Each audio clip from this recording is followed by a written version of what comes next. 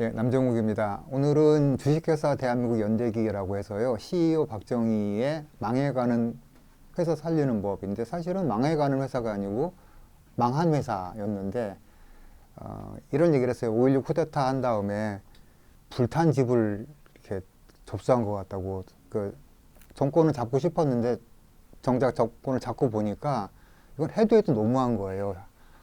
하지 말걸. 정말 군으로 다시 돌아가고 싶었다 싶을 정도로 못 살던 나라가 지금은 세계 10위권의 경제력을 가지고 있고, 그다음 우리가 생각보다 꽤 그 군사력이 강해요. 지금 우리가 남한 혼자만 가지고도 아프리카 전체랑 붙을 수가 있어요. 만약에 우리가 북한하고 통일하잖아요. 그러면 군사 강국 프랑스랑 붙을 만해. 그래서 굉장히 우리가 지금 생각보다 이렇게 좋은 날이 올 거라 생각 못했고, 저도 심지어는 그래미상을 우리나라 사람이 탄다는 것을 제 상식으로는 이해할 수 없기 때문에 지금도 믿어지지가 않는데, 뭐 오스카를 타고 이런 거가 꿈 같아요. 진짜 이런 일이 잘 안 벌어지는데 무지무지하게 운이 좋은 나라다. 근데 이제 모든 그 문명이라는 것은 수명이 있어. 사람들처럼 한 70년, 80년 정도 보통 망하거든요. 옛날에 소련이라고 하는 소비에트 연합체가 70년 만에 망했고, 그래서 지금 우리나라가 대한민국이 창설된 지가 70년이 좀 넘었는데 요즘 보면 가끔 그런 생각을 할 때가 있어요. 이게 국가의 수명이 다한 거 아닌가. 국가의 수명이 닿았다는 얘기는 국민들의 의식이 굉장히 느슨해져요. 느슨해지고 순진해져. 그러니까 그 절박하게 생존해서 뭘 해야겠다는 이런 생각을 하는 것이 아니고 과다한 PC 같은 걸 통해서 최근에 뭐 이제 우크라이나 사태도 제가 보면서 느낀 건데, 약하고 가난한 나라에 대한 무조건적인 동정심 같은 거, 국제정치라는 게 다 원래 그런 건데 그걸 가지고 뭐 하고, 최근엔 또 그런 것도 있더라고요. 뭐 무고한 민간인을 갖다 학살했다고 하는데 그 학살당한 그분이 그렇게 그 자세로 누워 계시기 전까지 정말 전투에는 1도 개입 안 한 그런 민간인이었는지, 아니면은 한 러시아군 한 20명 정도 머리통을 날린 메가톤급 스나이퍼였는지 그 누가 알아 그걸 갖다가. 이런 식으로 해서 하는 거 보면은 그냥 나이브한 생각을 갖게 된다라는 생각을 많이 하고요. 또 우리가 외교적으로 특히 좀 그런 거가 많이 있는 것 같아요. 그래서 오늘은 이제 기본적으로 박정희 시대가 사실 길어요. 63년부터 79년까지니까 이 긴 기간을 강의 4번에 쪼개서 말한다는 것은 거의 불가능하고, 한두 개만 몇 개 이제 그 상징적인 걸 찝어가지고 얘기를 해보도록 하겠습니다. 저분은 다들 아시죠? 저분은 이승만 대통령인데, 아직도 우리나라 사람들은 이승만 박사라고 많이 하죠. 저희 이제 할아버지 세대나 이런 분들은 저분이나 연설을 갖다 라디오를 많이 들었대요. 근데 되게 구수하게 듣는 맛이 있대요. 여러분, 하면 무슨 뭐 창 듣는 것처럼 그랬다고 그러더라고요. 자, 저분은 혹시 그 대학을 어디 나왔는지 혹시 아십니까? 미국에서? 프린스턴 나왔죠. 자, 하버드하고 예일하고 프린스턴하고 어떤 게 제일 먼저 생겼어요? 하버드가 원래 신학교였거든요. 근데 신학교인데 하버드에서 신학교에서 학생들을 모집하니까 학생들이 학교를 안 오는 거예요. 그래가지고 수학하고 과학을 가르쳐요. 그러니까 하버드의 그 교수진 중에서 원론주의자들이 학교를 나가버려요. 왜 신학교에서 수학과 과학을 가르치냐고. 나가 차린 게 예일이거든요. 근데 예일을 대학을 딱 차려보니까 학생들이 또 안 와. 신학교니까. 여기서 또 사람 나가요. 나가서 또 차린 게 프린스턴이야. 그러니까 가장 경직성이 있는 데가 프린스턴이라고 생각하면 될 것 같고, 물론 그건 이승만 대통령이 입학하기 전에 한참 전 일이긴 하지만은 학교에 아마 풍토가 좀 그랬을 거예요. 원론적이고 이런 것들이 강했을 것 같고요. 그다음 이승만 박사가 이제 제가 생각할 때는 우리나라 조선 왕조 500년 중에서 대부분의 왕들이 다 복권이 돼요. 복권이 되는데 안 된 인물이 딱 한 명이 있어요. 조선 왕 중에서. 그 사람은 영원히 조선 왕 중에서 실패한 왕으로 이렇게 돼 있는 사람인데 누구 같습니까? 임진왜란하고 관계 있는데 선조죠. 예. 선조는 복권이 안 돼. 왜냐하면은 이승만하고 이 세트로 묶어가지고 계속 나라를 국민을 버리고 도망간 걸로 해야 되기 때문에. 근데 그 생각 굉장히 잘못된 거예요. 그 제가 한 제 뇌피셜이 아니고 예전에 조선왕조 오행을 쓰고 했던 그 신봉승이라는 작가가 쓴 책 보면은 조선의 왕을 성공한 왕과 실패한 왕으로 구분해 놓은 게 있거든요. 성공한 왕의 그 카테고리에 선조가 들어가. 국난을 극복했다고. 그 굉장히 어려운 일이거든요. 그러니까 그 이 부산에 상륙한 이 군대가 두 개가 쪼개져 올라오잖아요. 갓도기요마사하고 이렇게 둘이 올라오잖아요. 올 때 한 15일 만에 한양을 점령을 할 때 이 이쪽으로 이제 피난을 가면서 자기 광해군한테 이렇게 왕조를 쪼개죠. 분조해가지고 양쪽에서 싸울 수 있도록 이렇게 하면서 국난을 극복하는 이런 게 있는데 그런 거를 다 무시하고 무조건 도망갔다는 것만. 왜냐하면 선조를 복권시키면 이승만도 복권이 돼버리니까 절대 복권 안 시키는 거예요. 근데 선조는 제가 볼 때 정치를 굉장히 잘했던 인물 중에 하나고 그 다음에 신하들 요리를 잘했고 그래서 저는 그것부터 좀 고치긴 해야 되는데 전 틀렸다고 좀 보긴 해요. 어려울 것이다. 워낙 머릿속에 박힌 게 많아가지고 더구나 이번에 또 우크라이나 사태 때 또 그 젤렌스키라는 대통령이 나는 피난 가지 않고 여기서 싸우겠다고 했잖아요. 그래서 그런 것들이 이제 이승만 박사한테는 상당히 오랫동안 발목을 잡지 않겠는가. 근데 그 6.25 38선에서 여기 어디냐 휴전선에서부터 서울까지는 한 60km인가? 뭐 그밖에 안 되잖아요. 지금 키우라고 부르는 키예프는 전선에서 엄청나게 멀어요. 그러니까 당연히 안 도망가는 거야, 그거는. 그거 싸울 수 있으니까. 근데 그거 똑같이 해가지고 사람들은 그 러시아하고 우크라이나하고 붙어 있는 그 전선하고 키예프가 얼마나 떨어진지 정확히 모르니까 마치 코앞에서 막 싸우는 것처럼 보이지만 그게 아니고 이미 한참 뒤에 있는 거야, 이미. 그러니까 전혀 관계 없는 그런 얘기인데도 마치 그렇게 만들어서 아마 제 생각에는 괴벨스가 살아 돌아와도 저분을 복권시키기는 어려울 것이다 저는 생각을 좀 합니다. 그런데 이제 저분이 잘한 게 두 가지가 저는 있거든요. 일단 생각하는데 이승만 박사의 업적하게 되면 보통 어떤 게 많이 떠올라요? 그냥 막 던져도 되는데 보통 많이 하는 거 있잖아요. 한미동맹 있다는 얘기 많이 하잖아요. 그 한미동맹은 정말로 그건 신의 한 수라고 생각이 되는 거고 나는 미국이 왜 한국하고 그 땅을 맺어줬는지 이해가 안 돼 지금도. 아니 아프리카 우리가 지금 우리나라가 이제 이를테면 별 관계도 없는데 어쩌다가 전쟁하고 이렇게 해서 엮이는 바람에 아프리카 미치도 모르는 무슨 뭐 그런 나라에서 군사 동맹을 맺어가지고 침략을 당하면 가서 도와준다 이런 걸 했다.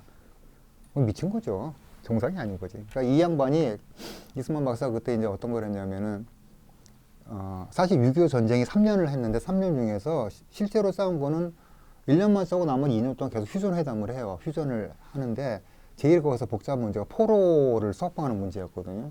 근데 이 양반이 난데없이 포로 석방을 해버리니까 그냥 세상에 천이 공도할 짓을 한 거지. 그러니까 미국에서 기절을 한 거지. 미쳤구나 이 양반이 눈뇌가. 그래서 덕분에 남한에서 포로 석방하는 바람에 북한에는 군인 포로들이 아무도 우리한테 지금 못 돌아오고 다 돌아가신 거예요. 그러니까 이 장단점이 있는 거지.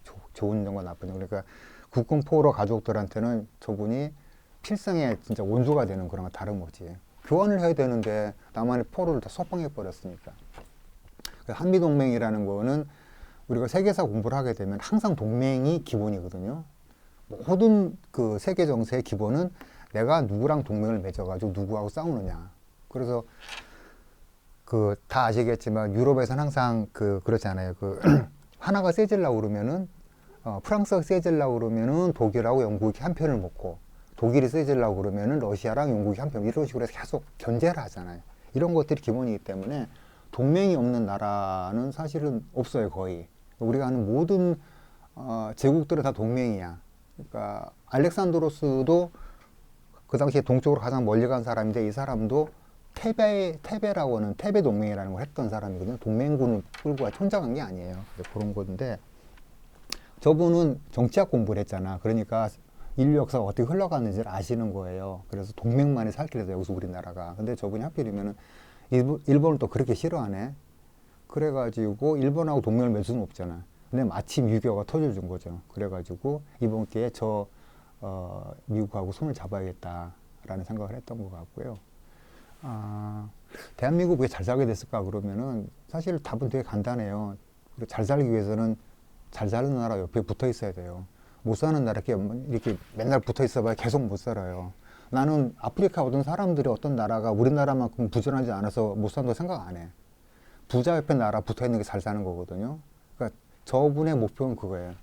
미국처럼 잘 사는 나라를 만드는 거. 이게 이승만의 꿈이었던 거예요. 이제 박정희는 어떤 거였냐면은 일본보다 잘 사는 나라를 만드는 거. 이게 꿈이었거든요. 그래서 이제 동맹 얘기는 그 정도 돼서 대단히 중요한 우리가 선택을 했다. 우리는 한 번도 동맹을 맺어본 적이 없잖아요. 유럽 역사는 중세 천년 내내 동맹인데 우리는 그 위쪽에 중국이 있고 밑에 일본하고 있는데 사실 우리가 일본하고 동맹을 맺어가지고 중국을 치는 게 맞거든요. 근데 우리나라 그 지금 그 텐 선비들께서 그런 생각을 전혀 못하니까 그래가지고 붙을 생각도 못하는 거야. 사실은 그게 맞거든요. 해가지고 중국을 치는 게 맞아요. 자, 이승만의 진짜 공적이 하나 있어요. 그러니까 대외적으로는 이제 한미 동맹이고 이걸 왜 강조를 안 하는지 모르겠는데 저분이 했던 농지 개혁 있잖아요. 농지 개혁이 무지무지하게 중요해요. 그거 제가 요거 하나 보여드릴게요. 이분의 업적은 프린스턴 한미 동맹 농지 개혁인데 자, 여기가 이제 동북아에서 1950년대 이후에 농지 개혁을 성공한 나라 세 나라예요. 자, 맞춰볼까요? 왼쪽에 있는 3번 보면 바로 답 나오는 나라. 왼쪽에 일본이죠. 후지산 보이죠? 예. 밑에 건 잘 못 맞출 거야. 저건 타이완이에요. 대만. 그리고 저 오른쪽은 이제 우리나라 대한민국인데 저기는 어디냐면은 봉은사에 가면은 봉은사 꼭대기 저렇게 커다란 불상이 있거든요. 한번 가보세요. 되게 재밌어요. 시원하고. 거기서 바라보게 되면은 무역센터가 보이고 그렇게 되거든요. 요 세 나라만이 농지 개혁에 성공을 합니다. 그러면은 농지 개혁에 실패한 나라들 왼쪽 위에 브라질이죠. 예. 밑에는 또 어딜까요? 밑에는 까먹었다. 오른쪽에 있는 거 딱 보면은 굉장히 농지가 잘 깔려 있잖아요. 아르헨티나입니다. 예. 여기 농지 개혁 못했어요. 브라질은 그때 룰라라고 하는 노동자 이쪽 계급의 그 지지를 받는 대통령이 와가지고 대한민국을 너무너무 부러워했어요. 몇 년 전에 왔을 때 와가지고 우리는 농지 개혁을 못했다. 64년도에 농지 개혁을 한번 하려고 했는데 군부가 쿠데타를 일으켜가지고 농지 개혁이 이제 물거품이 됐거든요. 그래서 85년도인가 그때까지 군부가 집권하면서 농지 개혁이 지나가 버렸어요. 밑에 건 필리핀이다. 필리핀. 벌써 이제 제가 일부러 저런 사진을 구해온 건 아닌데 굉장히 한가하고 그런 분위기죠. 예. 저기는 100개의 가문이 필리핀 전국토의 50%를 가지고 있어요. 농지를. 그러니까 저 나라들은 기본적으로 발전할 수가 없는 게, 자, 요거는 한번 이제 봅시다. 일단 농업혁명이 벌어져야지 산업혁명이 가능해져요. 그러니까 그 자본주의가 제대로 싸게 틀려면은 노동자가 많이 필요하잖아요. 근데 만약에 농지개혁이 이루어지지 않아가지고 농촌에 인력이 묶여 있다. 그럼 산업화가 진행이 안 돼. 우리가 많이 잘못 생각한 것 중에 하나가 그때 이제 뭐 70년대 이런 한국 영화들 보면은 농촌에서 막 올라오던 사람들이 그게 왜냐하면은 먹을 게 없어서 올라오는 게 아니고 농촌이 농지개혁이 돼가지고 농업혁명이 일어나게 되니까 그 사람들이 할 일이 없는 거예요. 그러니까 그전에는 10사람이 다 삽으로 파가지고 농사를 지었는데 이게 뭐 개량화되고 뭐 트랙터 들어오고 이렇게 하다 보니까 그렇게 많은 인원이 필요가 없어요. 그러니까 농업혁명이 제대로 벌어져야지만이 산업혁명이 제대로 진행이 되거든요. 그래서 반드시 농업혁명을 해야 돼요. 근데 중세 역사 좀 아시는 분들은 알겠지만 프랑스나 독일 같은 경우는 패스트인가 전염병이 도는 바람에 장원이 해체가 되잖아요. 봉건자가 무너지잖아요. 이러면 자연스럽게 농노가 사라졌는데 반드시 농업혁명이 있으면 매우 좋긴 한데 그렇다고 해서 산업화가 진행이 안 되는 건 아니거든요. 근데 농지 개혁이 없으면 절대로 산업화가 안 돼요. 농지를 개혁해가지고 지주 계급이 몰락을 하지 않으면은 노동자가 안 생기기 때문에 불가능해요. 그러니까 저 이승만 대통령이 우리한테 해준 가장 큰, 나중에 이제 우리가 알게 된 거지만은 산업화가 가능한 기반을 만들어준 것은 농지개혁이다. 농지개혁을 함으로써 지주와 소작농이라고 하는 기본적인 구조가 무너진 거예요. 그리고 여기 노동자가 들어서는 거지. 그리고 자본주의가 만들어낸 이념이 자유주의거든요. 국가는 간섭하지 마라. 우리는 내가 가진 능력과 모든 것을 노력을 다 해가지고 내가 잘 살고 잘 살 테니까. 맨날 대통령들이 그러잖아. 민생을 무슨 보살피겠다고. 민생은 우리가 알아서 할 테니까 너는 네가 하면 잘해서 이렇게 말해. 이게 자유주의거든. 자본주의고. 자본주의 간섭하지 말라. 내 재산 건드리지 마라. 세금 과다하게 뜯지 마라. 이거거든요. 그런 얘기이기 때문에 일단 기본적으로 이승만 대통령이 두 가지 업적을 해서 정리를 하자면 첫 번째는 군대적 농지개혁, 두 번째로는 한미동맹. 그리고 이것이 있었기 때문에 박정희가 가능했다는 얘기를 하려고 하는 이해가 충분히 되시죠. 네. 박정희 때 농지개혁이 안 됐으면 박정희 할아버지가 살아 돌아와도 저 우리나라 산업화는 불가능해요. 노동자가 없는데 어떻게 해? 다 지역에 묶여 있는데. 자, 이렇게 해서 이제 기본적으로 우리나라는 왜 잘 살게 됐냐라고 물어보게 되면은 무조건 그렇게 대답하시면 한 80% 맞아요. 농지 개혁을 잘했습니다. 일본은 메가더가 강제로 했죠. 타이완은 장개석이 쫓겨가가지고 강제로 했죠. 왜냐하면 중국 본토에서 장개석이 타이완 쫓겨가니까 거기 대만의 그 지주들이 있을 거 아니야. 얘네들의 세력을 몰락시켜야지 자기가 자리를 잡을 테니까. 그 농지 개혁을 해가지고 지주 계급을 파산시키고 노동자들을 만들어낸 거잖아요. 우리는 유일하게 우리 힘으로 그냥 한 거예요, 그냥. 저분이, 왜 했는지 정확하게 모르겠으나 아무튼 했어요. 그것도 되게 잘한 거가 저분은 무너뜨릴 게 있는 게 한민당이라고 하는 지주 계급이 있거든요. 얘네는 무너뜨려야 돼. 그 농지 개혁을 한 거야. 근데 역사라는 건 항상 그래요. 선한 의도로 출발해가지고 하는 것도 있지만은 나쁜 의도인데 혹은 중도적인 의도인데 이게 그 좋은 결과를 가져온 것도 있거든요. 한민당의 경제적 기반을 무너뜨리기 위해서 농지 개혁을 했고 그 농지 개혁이 대한민국으로 이렇게 올 수 있는 토대가 됐다. 이렇게 일단 얘기를 하면서 1강을 마치도록 하겠습니다. 다음 시간에 이제 본격적으로 박정 얘기를 해보도록 할게요. 예, 감사합니다.